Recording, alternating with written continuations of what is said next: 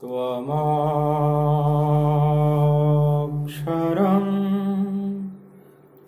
परमं वेदितव्यं त्वमस्य विश्वस्य परं निधानम् त्वमव्ययः शाश्वत धर्मगोप्ता सनातनस्त्वं पुरुषो मतो मे। वायुर्यमोऽग्निः वरुणः शशाङ्कः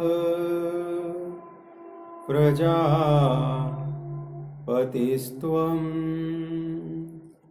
प्रपितामहश्च।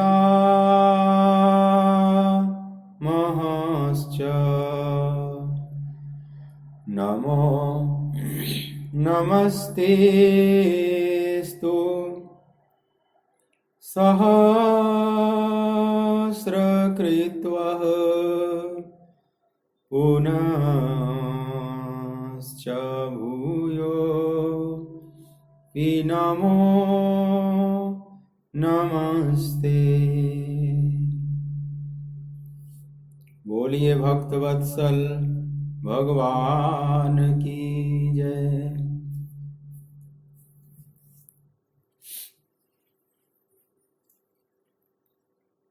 श्री राधे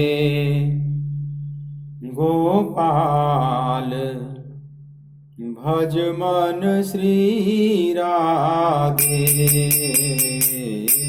श्री राधे गोपाल भज मन श्री राधे। श्री राधे गोपाल भज मन श्री राधे। श्री राधे गोपाल भज मन श्री राधे।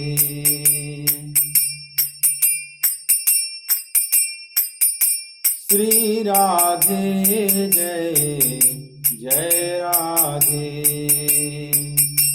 श्री राधे जय जय राधे। श्री राधे जय जय राधे। श्री राधे जय जय राधे। श्री राधे जय जय राधे। श्री राधे जय जय राधे। श्री राधे गोपाल भज मन श्री राधे। श्री राधे गोपाल भज मन श्री राधे।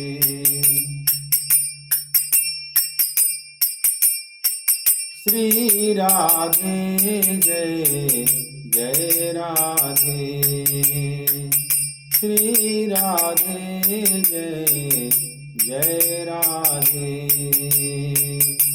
श्री राधे जय जय राधे। श्री राधे जय जय राधे। श्री राधे जय जय राधे। श्री राधे जय जय राधे। श्री राधे गोपाल भज मन श्री राधे। श्री राधे गोपाल भज मन श्री राधे। श्री राधे गोपाल भज मन श्री राधे।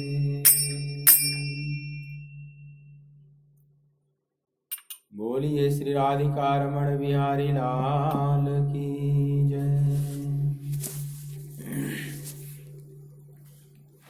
श्रीमद् भगवद गीता ज्ञान यज्ञ के इस परम मांगलिक सत्संग सत्र में मेरी तरफ से, आराधना कुंज की तरफ से, श्रीधाम वृंदावन की तरफ से आप सभी प्रभु चरण अनुरागी भगवत प्रेमी भक्त वृंदों का बहुत बहुत स्वागत है।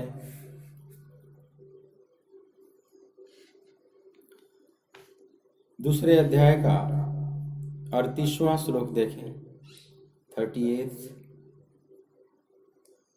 38वां श्लोक आप सभी गायन करेंगे मेरे साथ।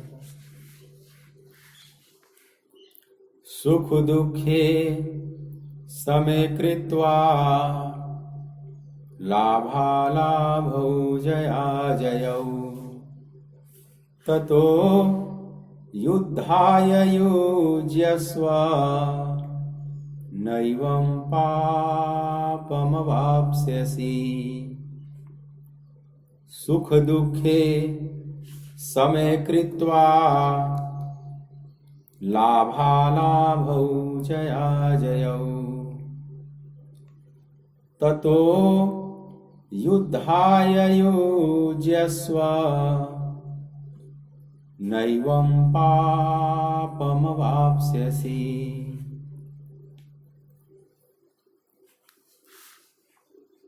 यदि तुझे स्वर्ग तथा राज्य की इच्छा न हो तो भी जय पराजय, हानि लाभ और सुख दुख को समान समझकर उसके बाद युद्ध के लिए तैयार हो जा। इस प्रकार युद्ध करने से तू पाप को नहीं प्राप्त होगा।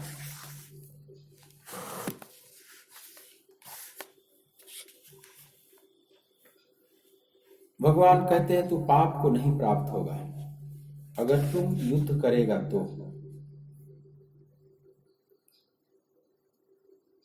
और यदि तुम युद्ध नहीं करेगा तो ततः स्वधर्मम कीर्तिम च हित्वा पापम वाप्स्यसि। युद्ध न करने से तुम्हारा स्वधर्म भी खो जाएगा,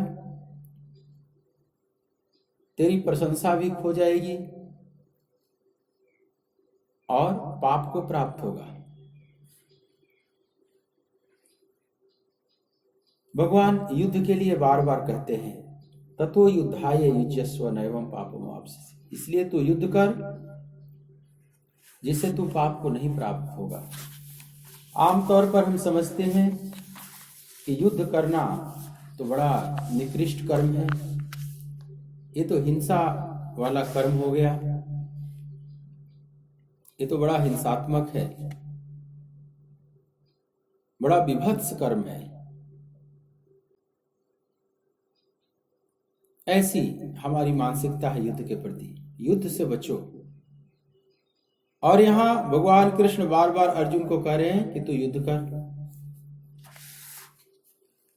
इसके पूर्व श्लोक में भी बोला कि तस्माद् उत्तिष्ठ कौन्तेय युद्धाय कृत निश्चय। हे कौन्तेय तुम उठो और निश्चय ही युद्ध कर।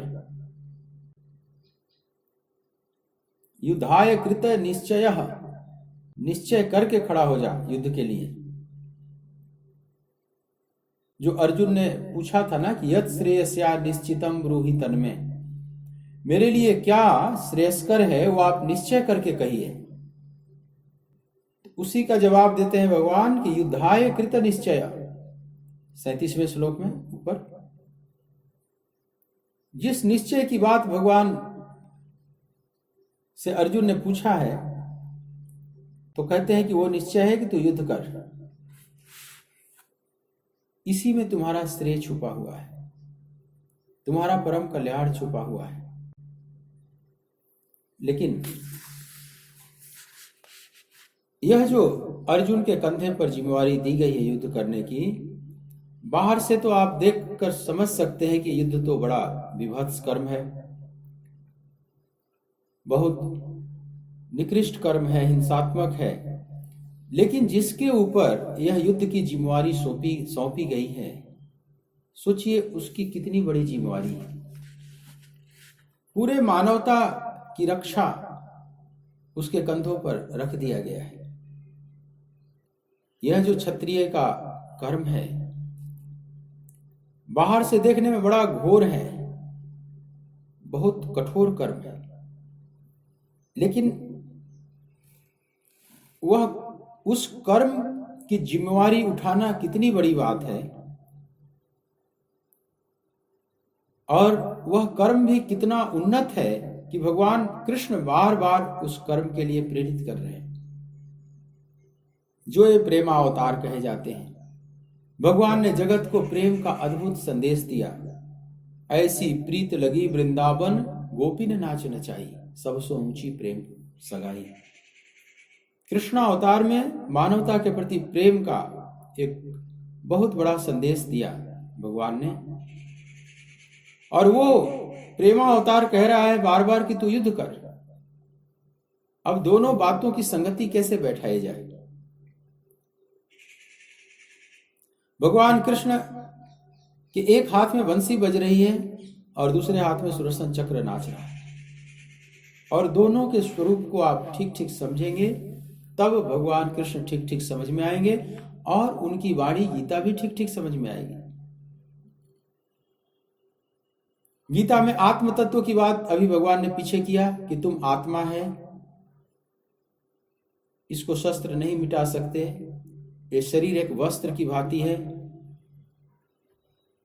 बार बार खोल यह आत्मा बदलती रहती है लेकिन उसका कुछ नहीं मिटता। यह बात तो सुनने में बड़ी अच्छी लग रही है। भगवान भक्ति समर्पण की भी बात आगे बोलेंगे। अनन्यास चिंतयन्तो मामे जना पर्युपासते तेषां नित्याभियुक्तानां योगक्षेमं वहाम्यहम्। अनन्य भाव से जो मेरा चिंतन करता है, मेरी उपासना करता है, उसकी योगक्षेम की रक्षा मैं करता हूं। ये सब बातें तो बड़ी अच्छी लगेगी, समझ में आएगी, बिल्कुल फिट बैठ रही है बात। सर्वधर्मान परित्यज्य मामेकम शरणं व्रज। अगर ये बात भगवान कहते हैं तो एक भक्त स्वभाव का जो व्यक्ति है उसको ये बात बिल्कुल जचेगी कि भगवान ठीक कहते हैं, मामेकम शरणं व्रज, तू केवल एकमात्र मेरी शरण में हो जा, अनन्य भाव से मेरा चिंतन कर। अनन्य चेता सततम यो माम स्मरति नित्यशः, जो नित्य मेरा अनन्य भाव से स्मरण करता है। तो एक भक्त स्वभाव के व्यक्ति को यह बात बिल्कुल समझ में आएगी कि भगवान ठीक कह रहे हैं, भक्ति भाव की बात कह रहे हैं, प्रेम समर्पण श्रद्धा की बात कर रहे हैं। इसमें कोई समझने में दिक्कत नहीं, भले उसको आचरण में उतारने में जरूर कठिन है, लेकिन यह बात समझने में कोई बहुत परेशानी वाली बात नहीं कि भगवान कहते हैं कि सब कुछ छोड़कर मेरे ऊपर छोड़ दो। मन मना भव मद भक्तो मद्याजी माम नमस्कुरु मामे वैश्यसि सत्यम ते प्रतिजाने प्रियोसी में। मेरे में मन वाला हो, मेरे में बुद्धि वाला हो, मेरे प्रति समर्पण वाला हो, सब कुछ मेरे पर अर्पित कर दे। यह बात तो समझ में आ रही है ना। भले ही यह बात जीवन में उतारने में जरूर कठिन है। ये सर्वस्व का समर्पण जीवन में उतारना, समझ लो, ये सबसे अंतिम घटना है। पूर्ण समर्पण परमात्मा के प्रति हो जाए, ये अंतिम घटना है। पर बात समझ में आ रही है, बात समझने में कोई दिक्कत नहीं हो रही है। समर्पण जीवन में घटित हो चाहे न घटित हो, लेकिन समर्पण भगवान के प्रति होना चाहिए, ये सब भक्त जानते हैं। भले ही उससे ऐसा नहीं हो पाता। राजी हैं हम उसी में जिसमें तेरी रजा है, ये बात समझ में आती है। भजन आपको समझने में कोई ज्यादा दिक्कत नहीं आती।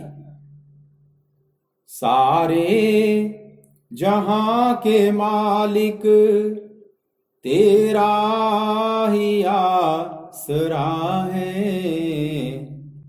राजी है हम उसी में जिसमें तेरी रजा है, राजी है हम उसी में जिसमें तेरी रजा है। यह बात समझ में आ रही है और हम भी चाहते हैं कि हमारे जीवन में भी वो स्थिति आवे, ये पूर्ण समर्पण की स्थिति आवे। हम सभी चाहते हैं। समझने में दिक्कत नहीं है, पर उसको जीवन में उतारने में दिक्कत है। भक्ति के मार्ग में जो इतना बड़ा समर्पण परमात्मा मांगता है हमसे, वह बात समझ में आ रही है, लेकिन हम समर्पण ठीक ठीक नहीं कर पाते। हमारा मैं पना, हमारा अहम बीच में आकर खड़ा हो जाता है, बाधा डालता है। हमारा कर्तापन वह बीच में आकर खड़ा हो जाता है, बाधा डालता है। पर बात समझ में आती है बिल्कुल। ये भजन जो गाया जा रहा है, इस भजन की कड़ी आपको समझ में आ रही है। हम क्या बताएं तुझको, सब कुछ तुझे खबर है। हम क्या बताएं तुझको, सब कुछ तुझे खबर है। हर हाल में हमारी तेरी तरफ नजर है। हर हाल में हमारी तेरी तरफ नजर है। किस्मत है ओ हमारी, किस्मत है ओ हमारी, तेरा जो फैसला है। राजी है हम उसी में, जिसमें तेरी रजा है। सारे जहां के मालिक तेरा ही आसरा है। राजी है हम उसी में, जिसमें तेरी रजा है। राजी है हम उसी में, जिसमें तेरी रजा है। यह जो भजन की कड़ियां आप सुनते हैं, तो बात समझ में आ रही है कि ऐसा ही समर्पण होना चाहिए जीवन में, भले ही वो हमारे जीवन में न हो। एक दूसरी बात है कि हम तुझसे क्या बताएं प्रभु, सब तुझे पता है।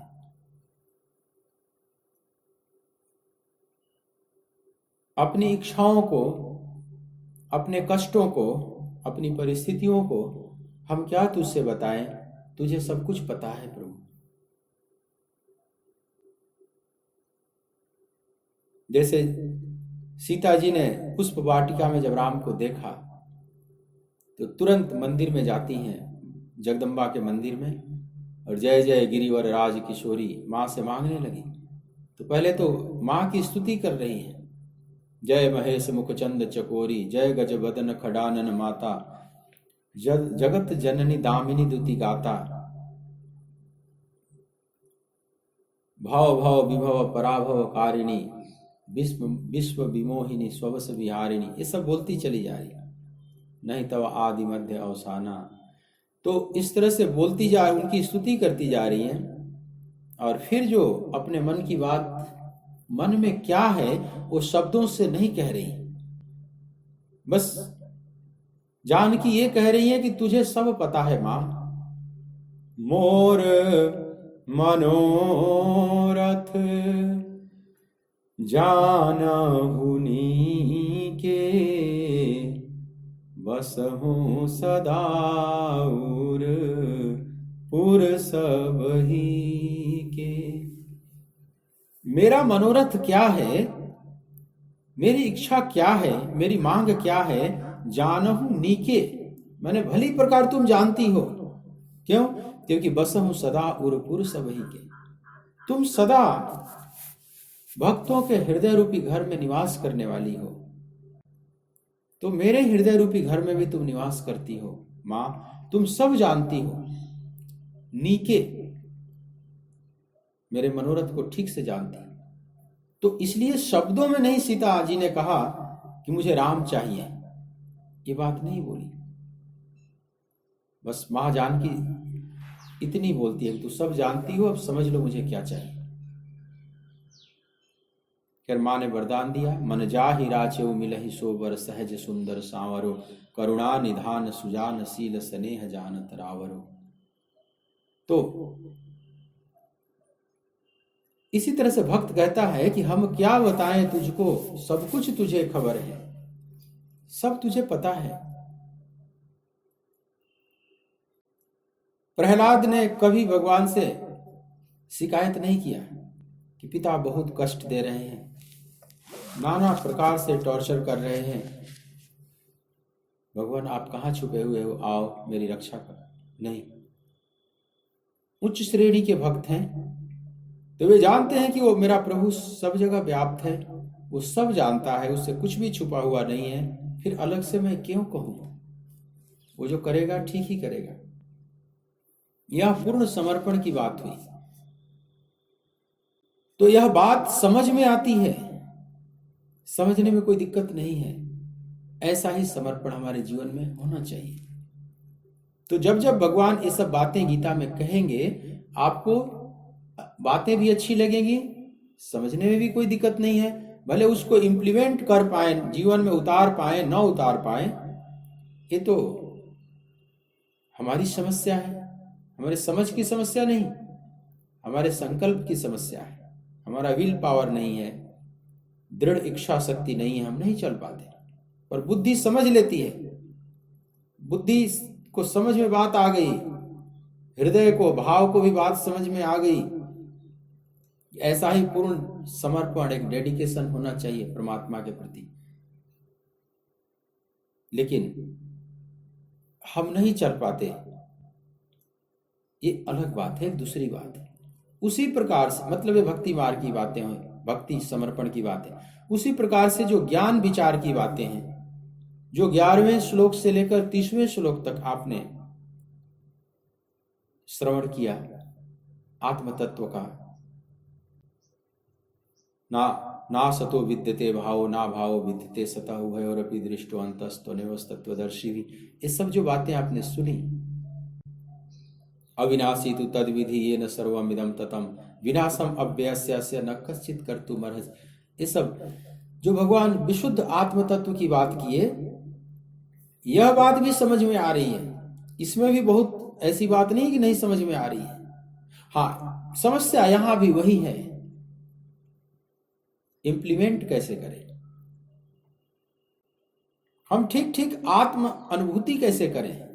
ये तो सुनने में बातें सुनने में अच्छी लग रही है, समझ में भी बात आ गई।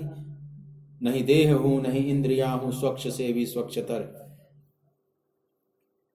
न तो मैं देह हूं, न इंद्रियां हूं, न मन हूं, न विचार हूं, न बुद्धि हूं, मैं तो नित्य स्वच्छ से भी स्वच्छतर शुद्ध बुद्ध आत्मा हूं, चेतन अमल सहज सुख राशि। ये बात समझ में आ रही है, लेकिन अनुभव में नहीं आ रही है बात। तो यह ज्ञान मार्ग की भी बातें समझ में आ जाती हैं। अमर हूं मैं आत्मा, गीता सिखाती है मुझे, अज अमर अद्वैत हूं, गीता बताती है मुझे। इसलिए मौत से डरना नहीं चाहिए, मनुष्य को हर रोज गीता पाठ करना चाहिए। शुद्ध चेतन आत्मा दृष्टा सकल जग जाल का, इच्छुक हूँ भगवत कृपा का, भय नहीं अब काल का।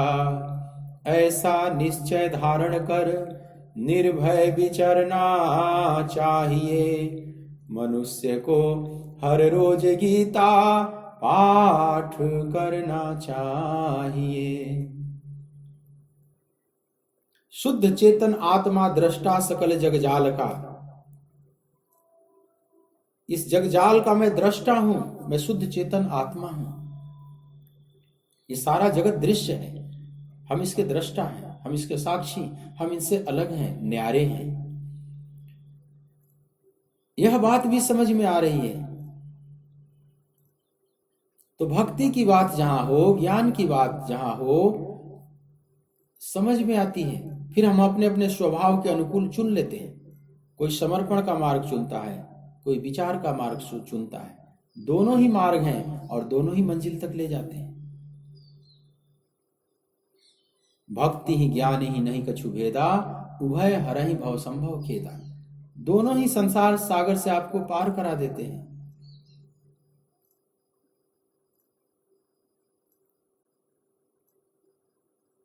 तो अपने अपने स्वभाव के अनुसार मार्ग का चयन कर लेता है भक्त, साधक। बात समझ में आ जाती है।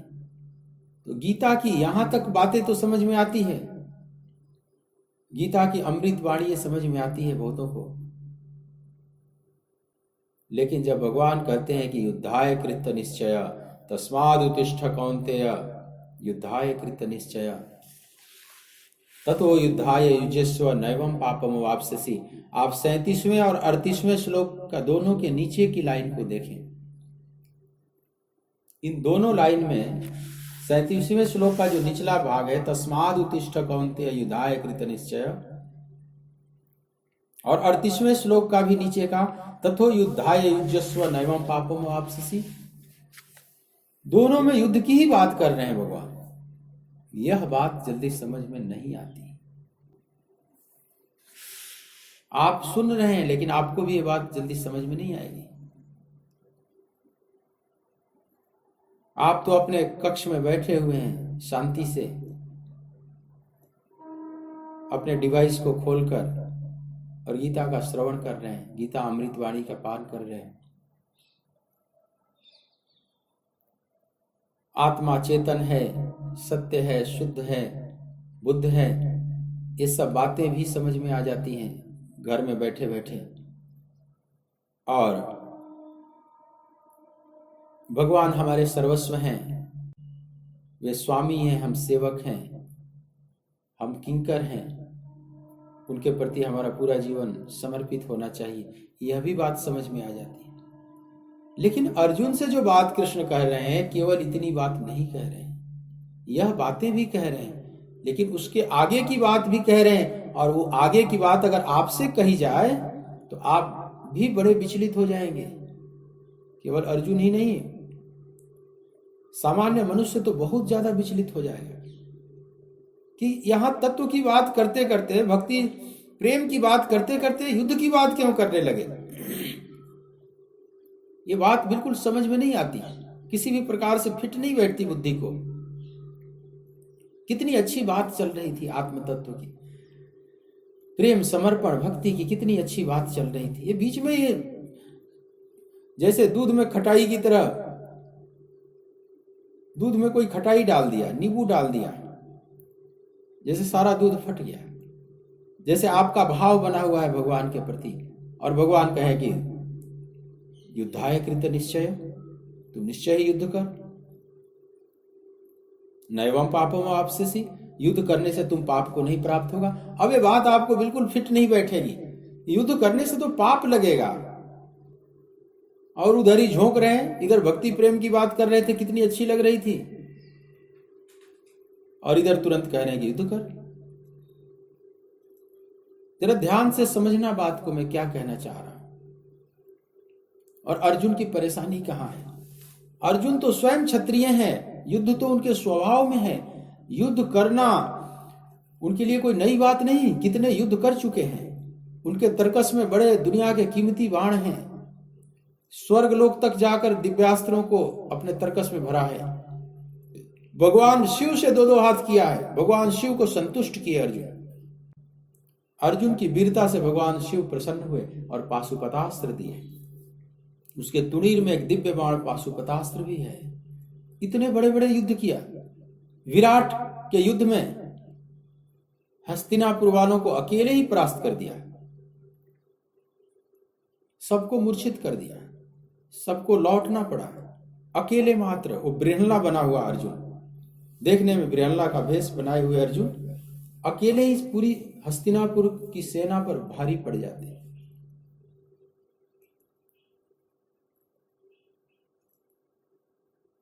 तो अर्जुन के लिए युद्ध कोई नई बात नहीं, लेकिन आत्म तत्व का ज्ञान देते देते,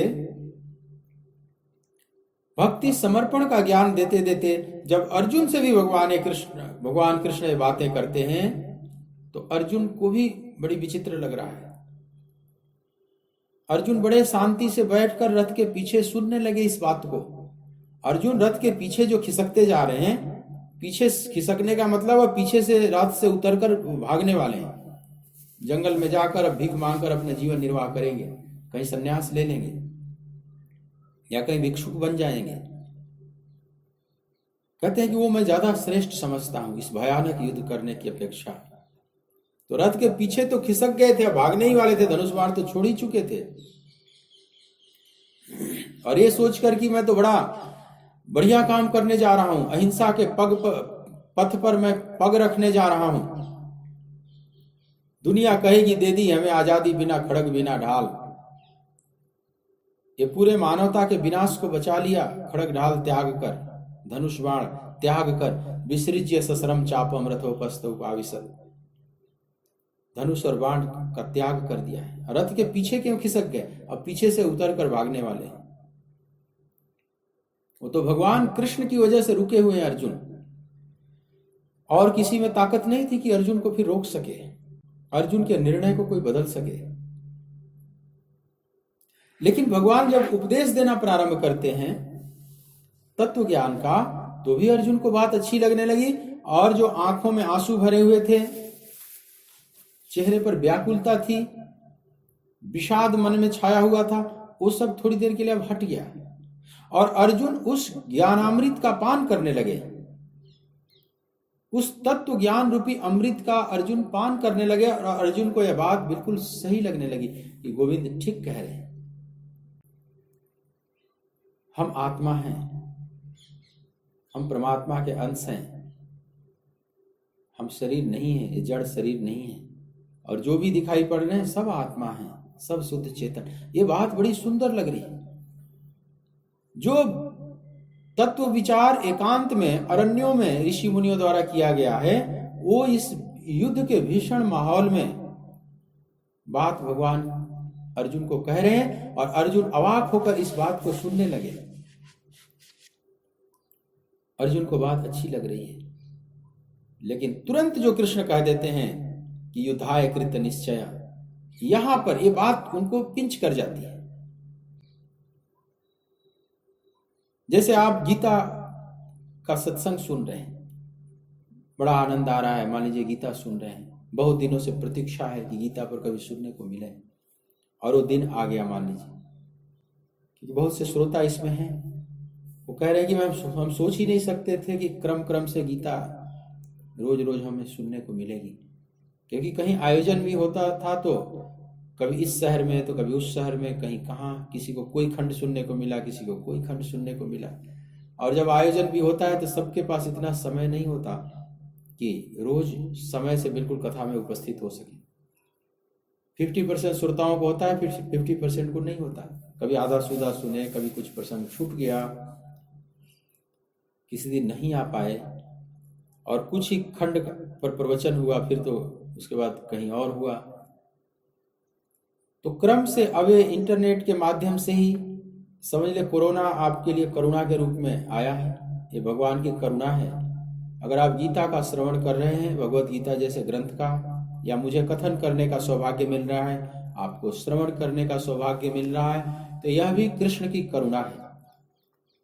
कोरोना एक बहाना बन गया, और कृष्ण करुणा करके हम सबको इसमें नियुक्त किए, किसी को वक्ता बना दिए, किसी को श्रोता बना दिए, हम सब उन्हीं की कृपा से सब कर पा रहे हैं, कह पा रहे हैं, सुन पा रहे हैं।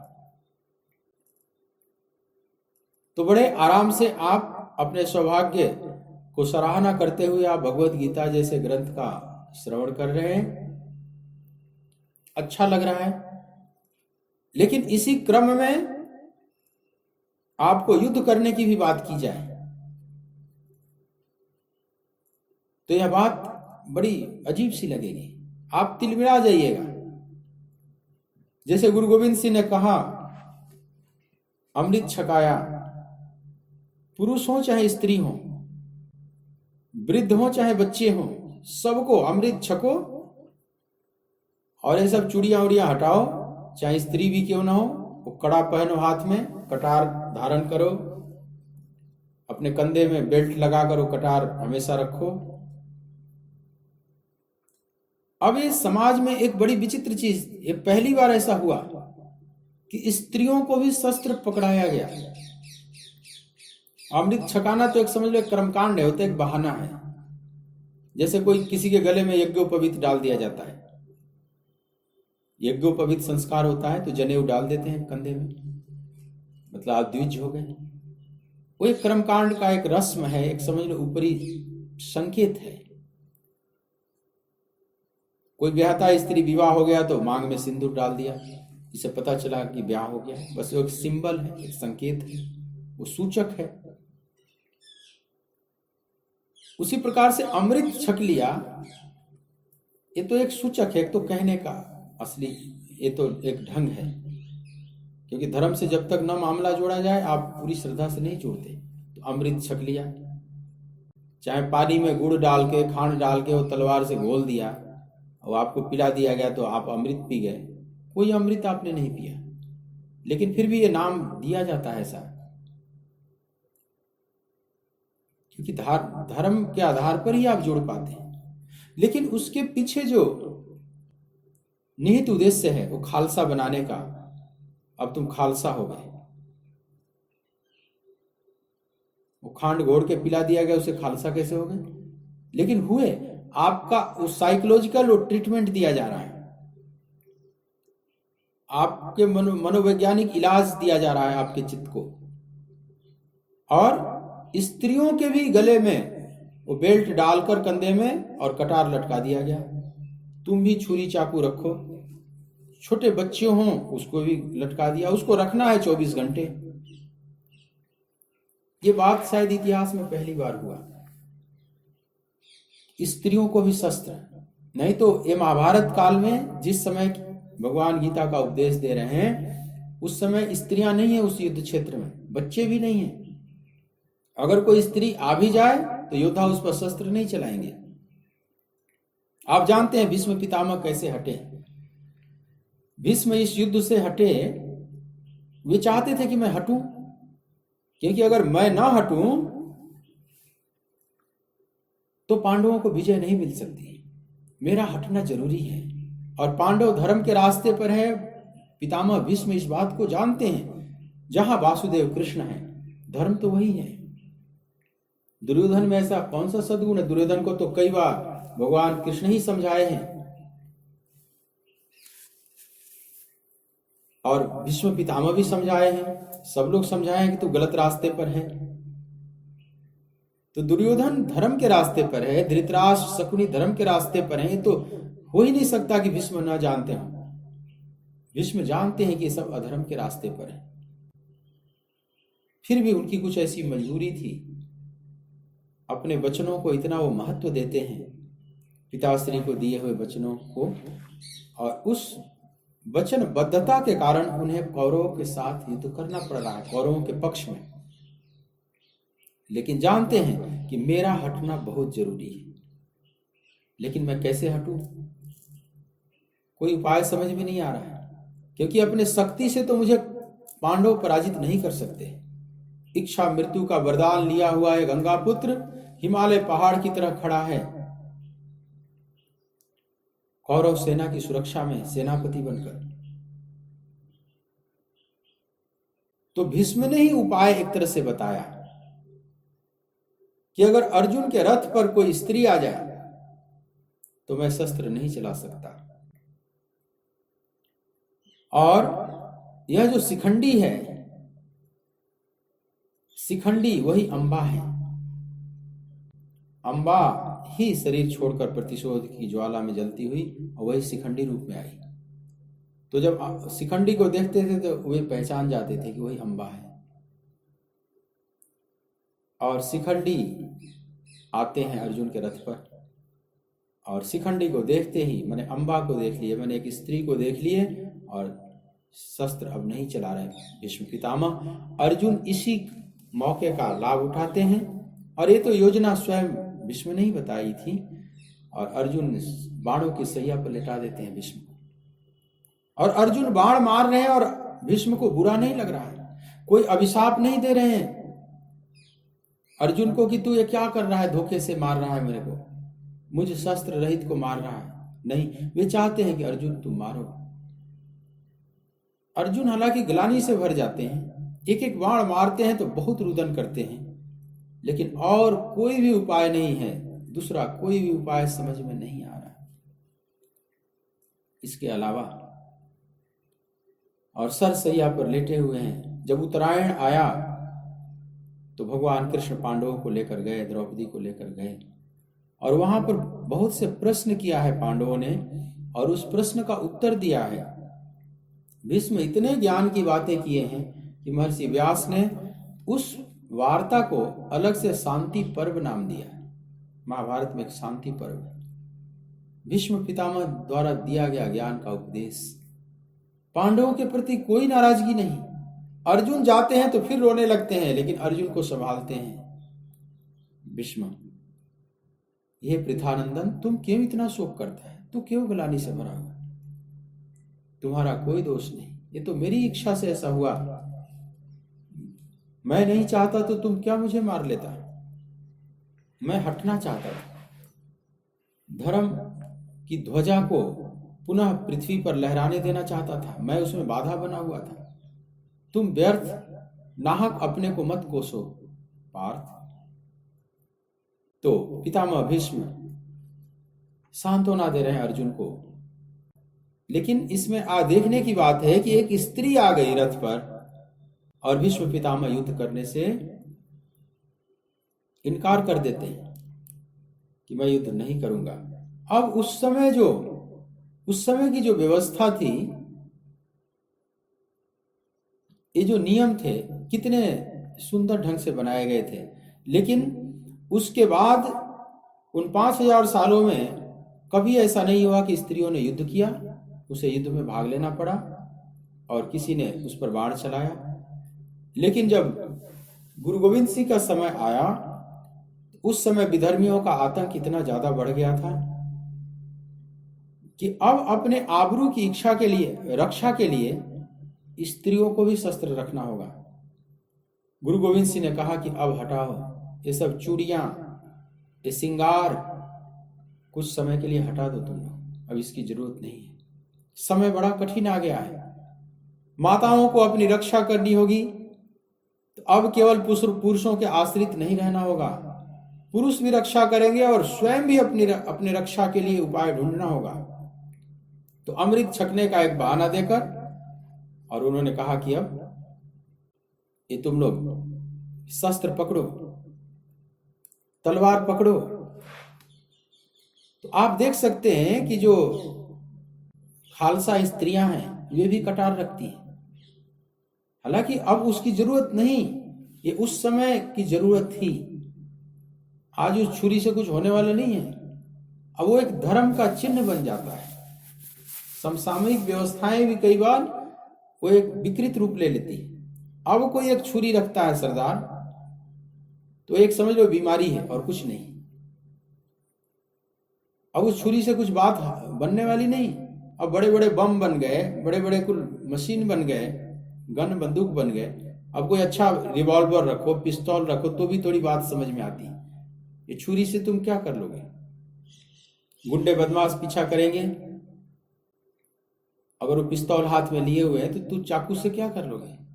या तो अब सरकार से कहो कि हमें एक एक पिस्तौल हमें वो करो, पास करो, सैंक्शन करो। लेकिन हर चीज बाद में एक नासमझी बन जाती है। शुरू में अपनी प्रतिष्ठा आबरू की रक्षा के लिए वो ठीक चीज थी। स्त्रियों को भी पूरा क्षत्रियत्व जगाना पड़ा, सब योद्धा बन गए। गुरु गोविंद सिंह ने सबको योद्धा बना दिया, सबको क्षत्रिय बना दिया। समझ लो, उसमें जो भी आया अमृत छका, सब क्षत्रियत्व को धारण करो। स्वभाव में क्षत्रियत्व न है तो भी, क्योंकि समय की मांग है। जब जैसा समय है वैसा निर्णय लेना पड़ता है। अब नानक से और गुरु गोविंद सिंह का सफर देखिए। गुरु नानक और गुरु गोविंद सिंह दोनों को साथ साथ चित्र आप सामने लाकर देखो। दोनों के स्वभाव में बहुत अंतर है, दोनों के स्वरूप में भी बहुत अंतर है। एक एकदम संत फकीर का स्वरूप है और एक महायोद्धा का स्वरूप है।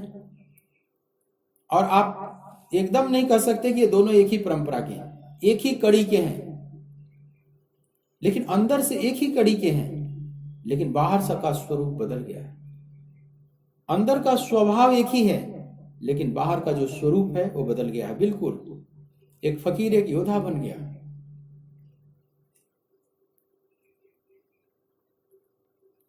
अब ये समसामयिक निर्णय है, इसमें नानक देव गुरु गोविंद सिंह को कोसेंगे नहीं कि तुमने ये क्या कर दिया, ये सबको तुम हथियार पकड़ा दिया खालसा के नाम पर, ये क्या कर दिया। नहीं, नानक जानते हैं कि गोविंद जो भी कर रहा है ठीक कर रहा है, ये समय के अनुसार कर रहा है, जरूरत है। तो जहां स्त्रियों को भी शस्त्र पकड़ाया गया, पुरुषों की तो बात ही छोड़ दो, लेकिन यह जो गीता का प्रवचन आप सुन रहे हैं, स्त्रियों की तो बात ही छोड़ दो, यहां पुरुष लोगों को भी बहुत ये बात समझ में नहीं आएगी। ये तत्व विचार की बातें तो समझ में आ जाती हैं, भक्ति समर्पण की बातें जहां की जाती हैं वो भी समझ में आ जाती हैं। लेकिन यह बात भी अगर आप समझ लें कि कृष्ण कह रहे हैं कि तस्माद उत्तिष्ठ कौन्तेय युद्धाय कृत निश्चय या ततो युद्धाय युज्यस्व नैवं पापम वाप्स्यसि, इसलिए तो उठ और युद्ध कर, तुम पाप को नहीं प्राप्त होगा। तो तत्व ज्ञान की बात करते करते युद्ध की बात क्यों करने लगे। लेकिन इस बात में भी कृष्ण की उतनी ही करुणा है। देखो, जो तत्व ज्ञान की बात है वो तो विचार की बात है, वो बुद्धि से आप उसको समझ सकते हैं, आत्म तत्व का जो ज्ञान भगवान ने दिया। भक्ति समर्पण की जो बात भगवान करते हैं वह आपका जो भाव है, जो हृदय है, वो समझ लेता है। आप अपने भाव, अपनी श्रद्धा, अपने हृदय से उसको समझ लेते हैं कि बात ठीक है। लेकिन हमारा कर्म क्या होना चाहिए, हम कृत्य क्या करें, शरीर से कर्म क्या करें, तो उसके लिए जो भगवान युद्ध की बात करते हैं, ये बात समझनी बड़ी कठिन हो जाती है। और साधारण लोगों को नहीं, बड़े बड़े गीता प्रेमियों को समझने में दिक्कत आ जाती है। बहुत ऐसे हुए जो गीता से बहुत प्रेम किए, गीता को मां के रूप में मानते हैं, लेकिन इन श्लोकों पर वे बहुत दिक्कत में पड़ जाते हैं इसकी टीका लिखने में। गांधी जी गीता से बहुत प्रेम करते हैं, गांधी जी गीता को मां कहते हैं। यहां तक कि गांधी ने ये लिखा है अपनी आत्मकथा में कि गीता मेरी मां की तरह है, सदा मेरा मार्गदर्शन की है, मेरी रक्षा की है। आजादी के इस संग्राम में मैं कई बार दिग्भ्रमित हो जाया करता था कि आगे किस राह से चलूं, क्या धर्म का मार्ग है, किस राह से बचूं, किस राह से चलूं। सत्याग्रह, असहयोग आंदोलन, ये सब जो कई प्रकार के आंदोलन उन्होंने किया, बोले इसमें कई बार मैं बहुत दिग्भ्रमित हो जाया करता था। मेरी बुद्धि जवाब दे देती थी, कुछ बात समझ में नहीं आती थी। जब कुछ बात समझ में नहीं आती थी तो मैं गीता माता की शरण में जाता था और गीता को खोल देता था और जो भी श्लोक सामने आ जाता था और उसी से मेरा मार्गदर्शन हो जाता था और मैं एक निष्कर्ष पर पहुंच जाता था और उसी रास्ते पर आगे बढ़ता था, जैसे गीता मां मेरा मार्गदर्शन करती। तो गीता को सदा गांधी साथ रखने लगे। गीता पर उन्होंने टीका भी लिखी। गीता से इतना प्रेम हो गया कि गांधी सोचे कि मैं पूरी गीता याद कर लूंगा। जीवन के उस व्यस्ततम समय में भी गीता याद करने लगे। 13वें अध्याय तक बोले कि मैं पहुंच गया, याद कर लिया। लेकिन उसके बाद इतनी व्यस्तता बढ़ गई मेरी कि 13वें अध्याय के बाद आगे नहीं बढ़ पाया और इस बात का दुख मुझे सदा से बना हुआ है कि मैं पूरी गीता नहीं याद कर पाया। ये बात अपनी आत्मकथा में द एक्सपेरिमेंट ऑफ ट्रूथ जिसको कहते हैं उसमें उन्होंने लिखी है। और गीता पर एक टीका भी लिखी है, बड़े संक्षेप में थोड़े थोड़े समझ लो लिखे हैं, श्लोकों का एक शब्दार्थ और थोड़ा सा भावार्थ बस।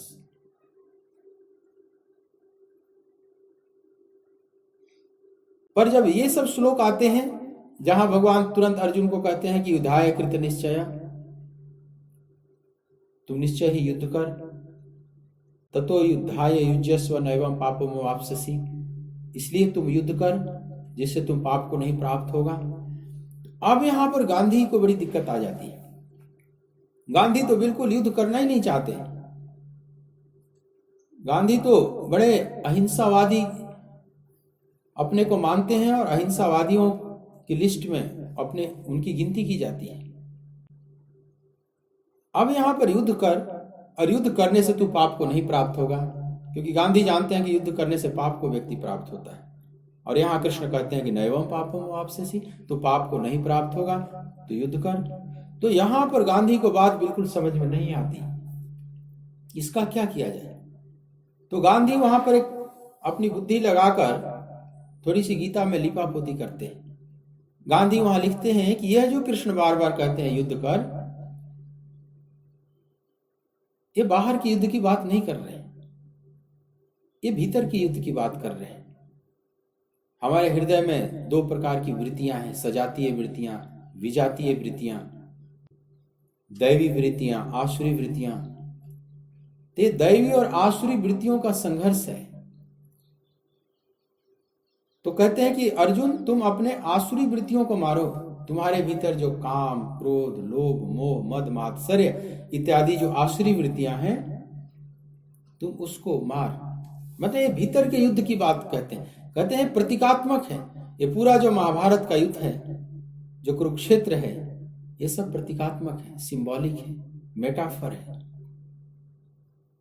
अब ये हुआ अपने बुद्धि का गणित लगाकर पूरे महाभारत को एक तरह से प्रतीकात्मक बता देना, ये ठीक नहीं है। अब ये अपने स्वभाव के अनुसार आपने गीता की टीका कर दी, या तो गीता की टीका न करो, व्याख्या न करो, अपना आनंद लो जो जो समझ में आ रही है जगत के लिए, और प्रतीकात्मक कह के और इन सब श्लोकों से बच जाना जैसे तैसे, और अहिंसा की स्थापना कर देना, अहिंसा के सिद्धांत को प्रतिपादित कर देना, ये भी एक हिंसा है। गलत मार्ग पर लोगों को चला देना, गलत मार्ग पर भटका देना, ये बहुत बड़ा वायलेंस है। और गांधी ने इस वायलेंस को किया है, वो तलवार से नहीं किया, अपनी बुद्धि से किया। इस बात को समझना आपको कठिन पड़ेगी कि गांधी तलवार नहीं उठाए, लेकिन अपनी बुद्धि से हिंसा किए।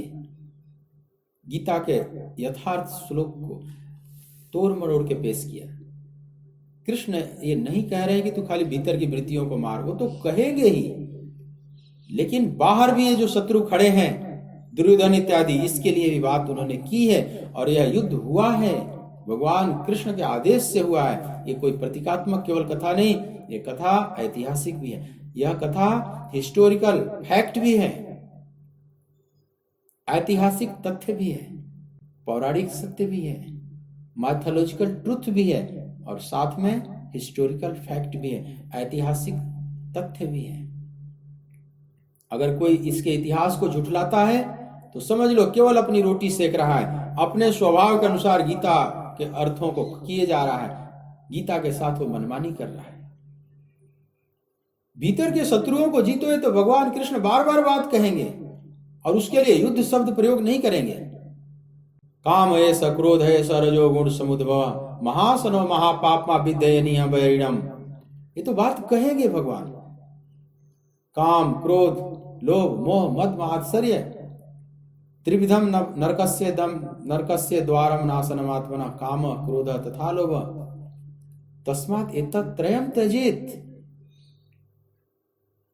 उसके लिए अलग शब्द प्रयोग करेंगे कृष्ण, युद्ध कर ये बात नहीं कहेंगे कि तीन नरक के द्वार हैं, त्रिविधम नरकस्य द्वारम नाशनमात्मना, ये हमारा नाश करने वाले हैं, नरक के द्वार हैं। क्या है? तो कामम क्रोधम तथा लोभ, काम क्रोध और लोभ, तस्मात् एतत्त्रयम् त्यजेत। हे पार्थ, इसलिए तुम इन तीनों को त्याग करो,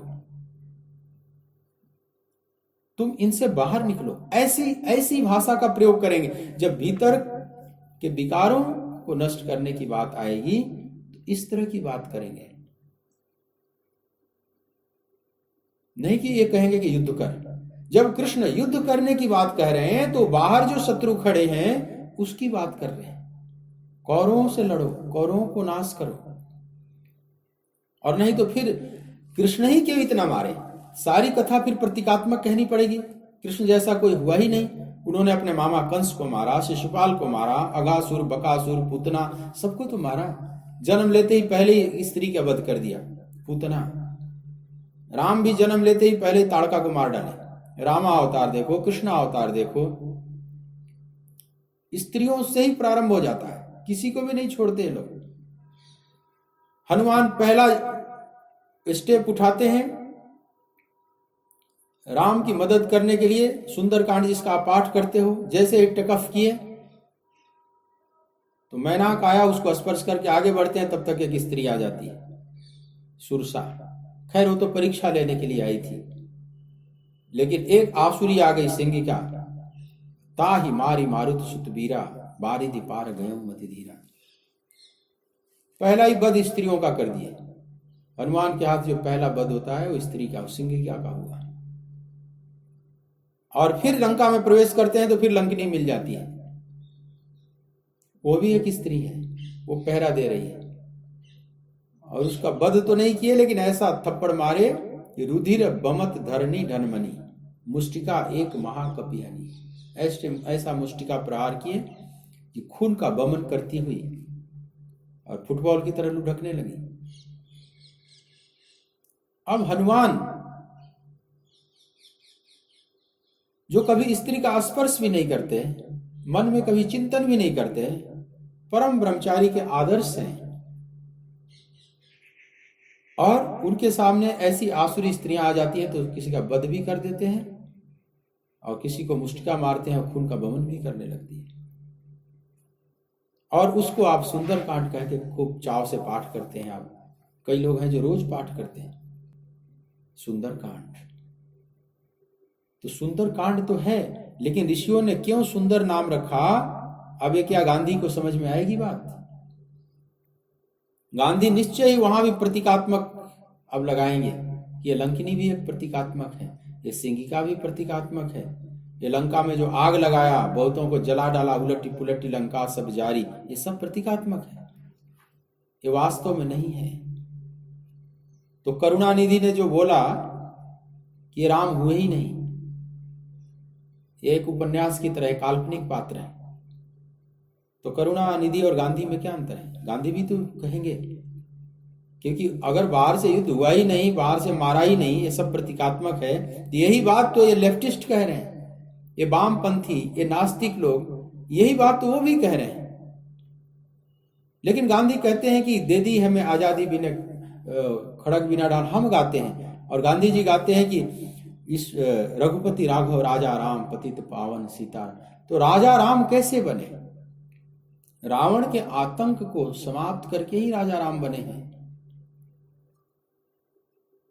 भगवान कृष्ण इस ब्रज में शांति स्थापित किए तो कंस के आतंक से मुक्ति दिलाकर ही, वैसे ही ब्रज में शांति स्थापित नहीं हुई, और पूरे पृथ्वी पर अब शांति स्थापित कराना चाहते हैं भगवान कृष्ण। और अनेक आसुरी वृत्तियां सिर उठा ली हैं, महाशक्तिशाली हो गई हैं, उनको समाप्त कराना है। इसलिए अर्जुन को कहते हैं कि युद्धाय कृत निश्चय, हे पार्थ तू निश्चित ही युद्ध कर। तो इसको केवल प्रतीकात्मक नहीं कहा जा सकता। प्रतीकात्मक जो कहता है वो अपने स्वभाव के अनुकूल गीता की टीका किए चला जा रहा है। लेकिन गीता की टीका, गीता पर देखो, जब भी बात करनी हो, जहां जैसा श्लोक आपके सामने आवे, ईमानदारी से उसको उसी रूप में समझने का प्रयास करो, उसी रूप में दूसरों को समझाने का प्रयास करो। स्वामी विवेकानंद ने कहा कि गीता पर टीका लिखनी बहुत गंभीर बात है। बोले कि मैं उपनिषद पर भाष्य कर सकता, रामायण भागवत पर भी भाष्य कर सकता हूं, कोई दिक्कत नहीं। लेकिन भगवत गीता पर यद्यपि सबसे ज्यादा टीकाएं की गई हैं दुनिया में, 8,500 से अधिक टीकाएं श्रीमद् भगवत गीता पर उपलब्ध है। लोग बोलते चले जाते हैं, सबसे ज्यादा प्रवचन होता है गीता के ऊपर, सबसे ज्यादा लोग किताबें लिखते हैं गीता के ऊपर, लाइब्रेरियां भरी पड़ी हैं। लेकिन स्वामी विवेकानंद कहते हैं कि गीता पर टीका लिखना सबसे दुरूह काम है, गीता पर प्रवचन करना भी बहुत दुरूह काम है। क्यों? क्योंकि गीता एक शास्त्र नहीं है, अनेक शास्त्रों का जैसे समूह है। समझ लो द बंच ऑफ स्क्रिप्चर्स, जैसे कोई गुलदस्ता है, कोई गुच्छा है बहुत से ग्रंथों का, और उसमें अनेक ग्रंथों की गुंज इसमें दिखाई पड़ेगी। अब अष्टावक्र गीता पढ़ें तो उसमें पूरा वेदांत का स्वर है, वह भी गीता में सुनाई पड़ेगी। आप नारद भक्ति सूत्र पढ़ें तो पूरा भक्ति की गुंज है, वह भी गीता में सुनाई पड़ेगी। आप पतंजलि का योग दर्शन पढ़ें, उसमें योग की गुंज है, वह भी गीता में सुनाई पड़ेगी। आप महर्षि जैमिनी का पूर्व मीमांसा पढ़ें, उसमें कर्म की गुंज है, कर्म योग की गुंज है, और उसकी भी गुंज इसमें सुनाई पड़ेगी। पर बाकी ग्रंथ अपने अपने भाव को स्पष्ट करने में, किसी एक भाव को, किसी एक मार्ग को स्पष्ट करने में पूरी ताकत लगा देते हैं। और गीता सभी भावों का सम्मान करती है, क्योंकि हर स्वभाव के मनुष्य हैं अलग अलग, और अपने अपने स्वभाव से वे अपने मंजिल तक पहुंच जाएंगे। गीता कोई एकांगी शास्त्र नहीं है, इस सर्वांग से परिपूर्ण है। तो गीता पर वही ठीक ठीक बोल सकता है जो जहां जैसा भगवान बोल रहे हैं, आप वही वहां पर वैसा ही हो जाए। समझ लो, यह जो कृष्ण की बाणी है ये नदी की तरह है। जैसे नदी प्राकृतिक रूप से बहती है ना, कई जगह मोड़ लेती रहती है, सर्पाकार बढ़ती है, कहीं कहीं यू टर्न मार लेगी, सर्पाकार बहेगी। तो आप अपनी बुद्धि रूपी नौका को गीता रूपी नदी में छोड़ दीजिए, अपनी बुद्धि रूपी नौका को कृष्ण की बाणी रूपी उस नदी में छोड़ दीजिए। अब वो नदी जिधर ले जा रही है उस धारा के साथ आपकी नौका बहती चली जाएगी। अगर कहीं बिल्कुल विपरीत दिशा में फिर नदी मोड़ने लगी तो आप अपनी नौका को सीधा मत खेइए, छोड़ दीजिए उस धारा के अनुकूल, आप भी उसी तरफ चलिए। कभी ज्ञान की बात करेंगे, कभी भक्ति की बात करेंगे, ये बिल्कुल यू टर्न है दोनों, लेकिन दोनों बात भगवान करेंगे समग्रता से। आप छेड़छाड़ मत कीजिए। जब ज्ञान की बात करें तो उस समय ज्ञान का आनंद लीजिए, जब भक्ति की बात करें तो उस समय भक्ति का आनंद लीजिए, जब कर्मयोग की बात करें तो उस समय कर्मयोग का आनंद लीजिए, जब राजयोग की बात करें तो उस समय राजयोग का आनंद लीजिए। आप सिर्फ आनंद लीजिए,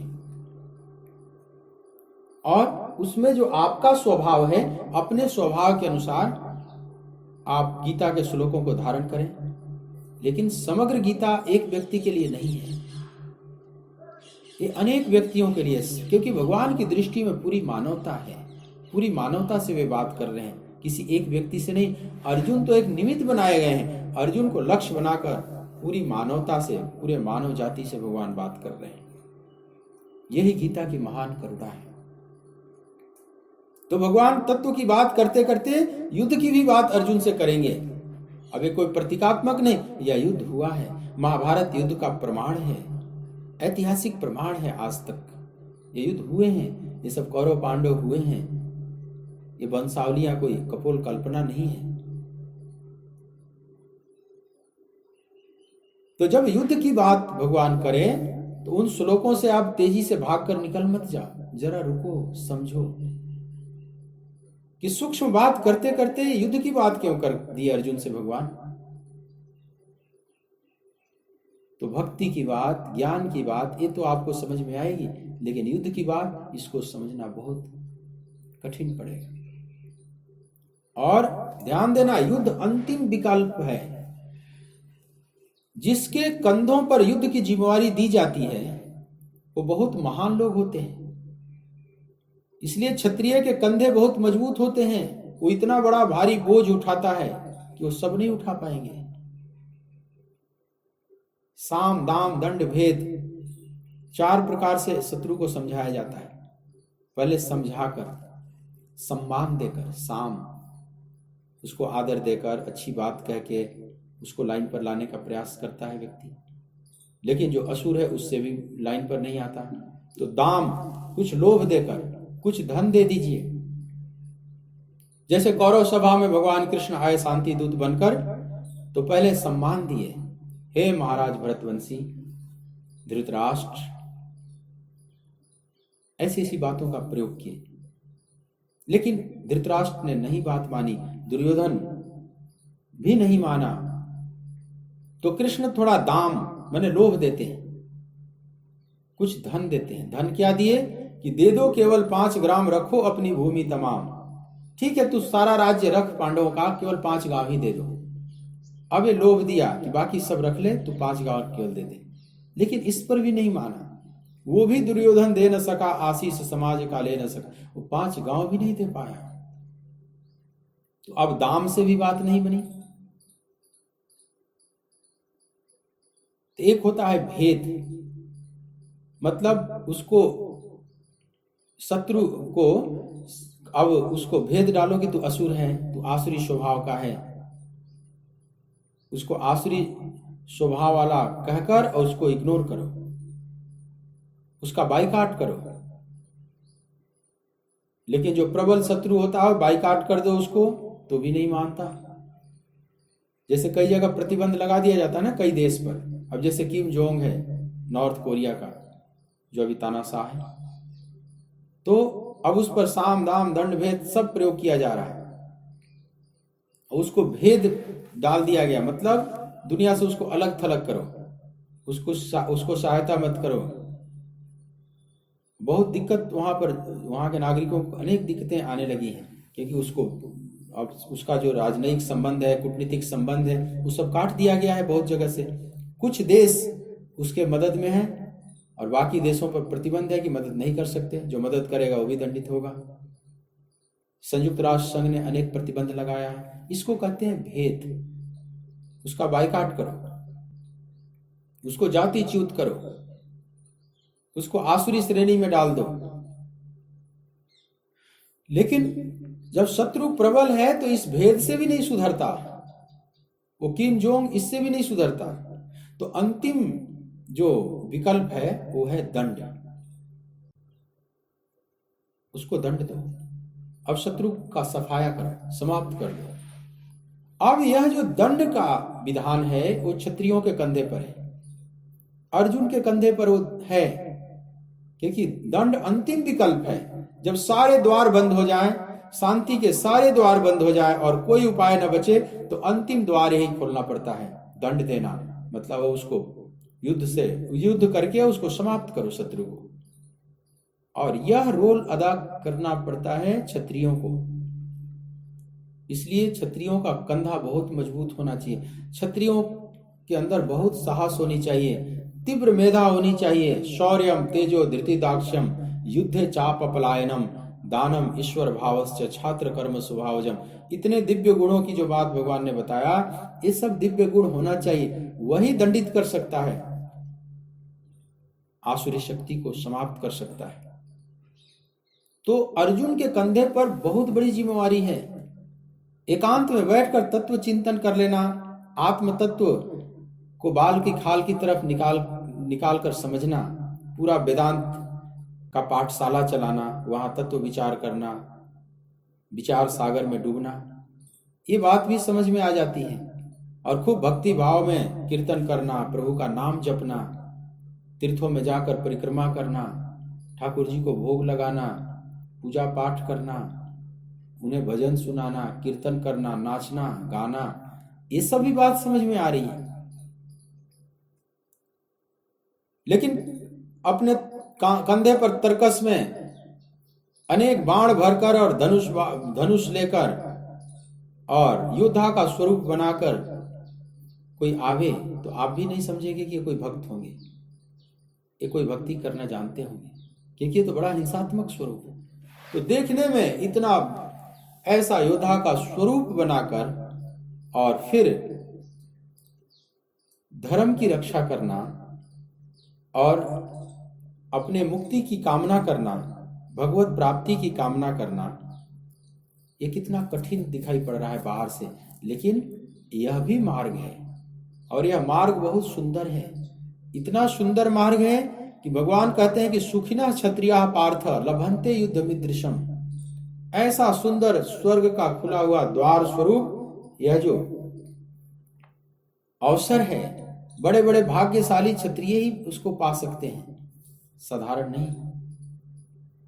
अब यह जो बात भगवान गीता में कहते हैं, जो नीतिवादी हैं, जो नीति शास्त्र को आधार बनाकर चलते हैं, उन्हें बात बिल्कुल समझ में नहीं आती। ये कृष्ण क्या कह रहे हैं? जैन धर्म के अनेक आचार्यों ने तो कृष्ण को नरक में डाल दिया कि कृष्ण ही नहीं युद्ध कराया, अर्जुन तो बढ़िया शस्त्र फेंक कर पीछे जाकर बैठ गए थे। तो जैनियों के कुछ ग्रंथों में लिखा हुआ कि कृष्ण को नरक में जाना पड़ेगा, उन्हीं ने युद्ध कराया, उन्हीं ने हिंसा कराया, रक्तपात कराया। उनकी बात समझ में नहीं आती, और उनकी बात इसलिए समझ में नहीं आती कि वो परजीवी हो गए, हिंदुओं के बीच में ही कहीं ना कहीं घुसे हुए हैं, अपनी रक्षा कर रहे हैं। अगर उन्हें अलग देश दे दिया जाए, मैं कई जैन मुनियों से पूछा कि तुझे अलग देश दे दिया जाए, कैसे अपना संचालन करोगे? अब तो तुझे पुलिस भी चाहिए, प्रशासन भी चाहिए, सेना भी चाहिए, चौकीदार भी चाहिए, सब चाहिए। सारा पूरा देश दुकान खोलकर तो नहीं बैठ जाएगा ना। मान लो जितने जैनी हैं भारत में, उन्हें अलग से देश दे दिया जाए कि लो अपना चलाओ, आप अपने अहिंसा के सिद्धांत के अनुसार पूरा अपना चलाओ राष्ट्र। बड़े मुश्किल में पड़ जाएंगे, 1 महीना नहीं चला पाएंगे। 1 महीने बाद पता चला कि सब मुसलमान हो गए। जैनी तो बचेंगे नहीं, मुसलमान जरूर बच जाएंगे 1 महीने बाद। वो सब अल्लाह अकबर शुरू हो जाएगा, जैन धर्म सदा के लिए खो जाएगा इस धरती से, क्योंकि अव्यवहारिक बातें करते हैं, अहिंसा की अव्यवहारिक बातें जो व्यवहार में नहीं उतर सकती। इसीलिए तुम दिखाओ तो सही, प्रैक्टिकल क्यों नहीं करके दिखाते? तुम एक मोहल्ला नहीं बसा सकते, एक देश की तो बहुत बड़ी बात है, एक गांव नहीं बसा सकते, एक मोहल्ला नहीं हो सकता। जहां है हिंदुओं के बीच में इधर उधर छुपे रहना और बड़ी बड़ी बातें करना कि अहिंसावादी हूं मैं, ये खोखला वाला अहिंसा नहीं चलेगा। जब यथार्थ के धरातल पर पांव आदमी रखता है, खड़ा होता है, तब पता चलता कि जगत में कितना संघर्ष है, आसुरी वृत्तियों से लड़ना पड़ता है यहाँ पर। नहीं तो राम ने क्यों शस्त्र उठाया, कृष्ण ने क्यों शस्त्र उठाया, क्या जरूरत थी? पांडव इतने सरल लोग हैं, युधिष्ठिर इनके भाई धर्मराज कहे जाते हैं, वे भी इस युद्ध में डटे हुए हैं। क्या उन्हें समझ में नहीं आ रही बात? क्या अहिंसा और धर्म उनको नहीं समझ में आती?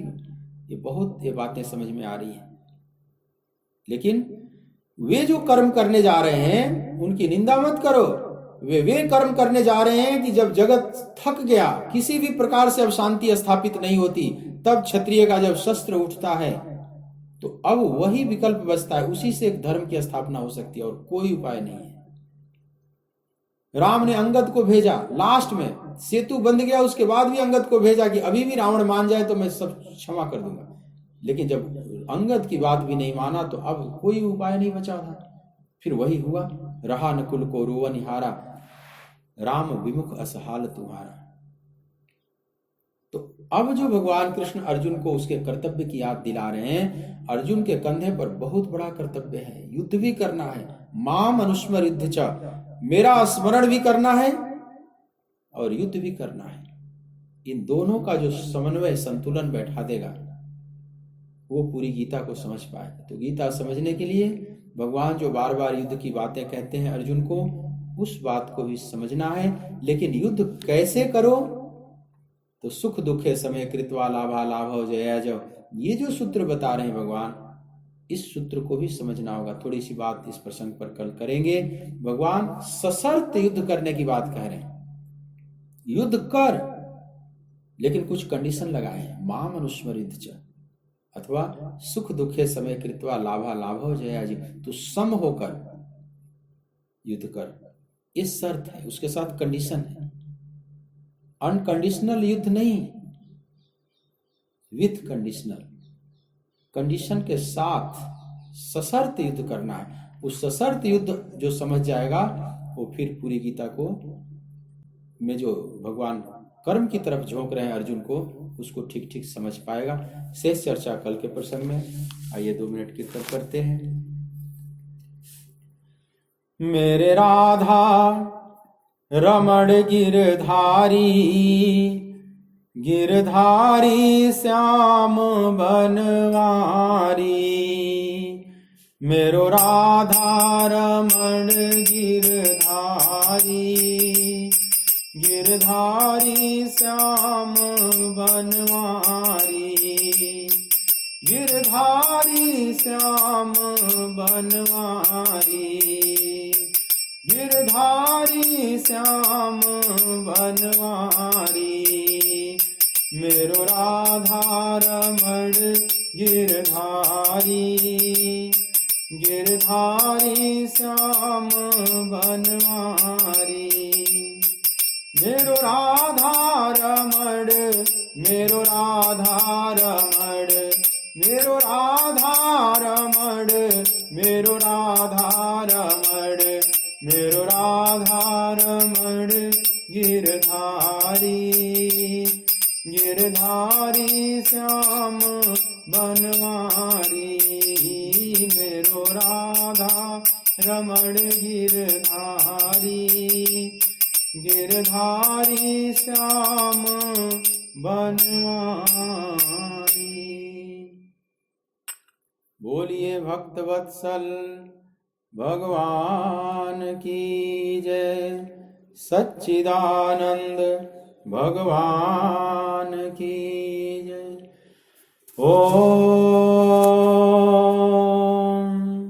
नमः पार्वती पतये, हर हर महादेव।